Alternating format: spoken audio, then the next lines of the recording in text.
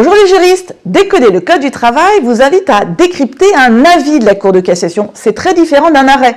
Un avis, c'est lorsqu'un juge va surseoir à statuer et demander à la Cour de cassation comment interpréter un texte. Et en l'occurrence, c'est sur la procédure en cas de danger grave et imminent. Alors dans cette affaire, le cadre du litige, c'est la Poste qui a un projet de délocalisation de certains sites et considérant qu'il y a un danger pour les salariés, le CHSCT avait utilisé son droit d'alerte et comme il n'était pas d'accord avec l'employeur, eh bien le CHSCT a saisi le juge.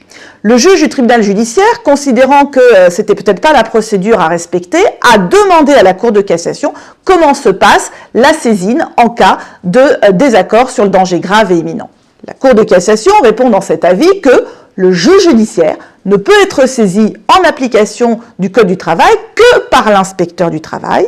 Et si tel est le cas, le juge peut se prononcer sur l'existence d'un danger grave et imminent. Autrement dit, la Cour de cassation précise dans cette solution les conditions de ce droit d'alerte et de retrait. Je vous rappelle que salariés et élus peuvent utiliser ce droit lorsqu'il y a un danger grave et imminent pour la santé et la sécurité, et le Code du travail prévoit une procédure spécifique en cas de désaccord.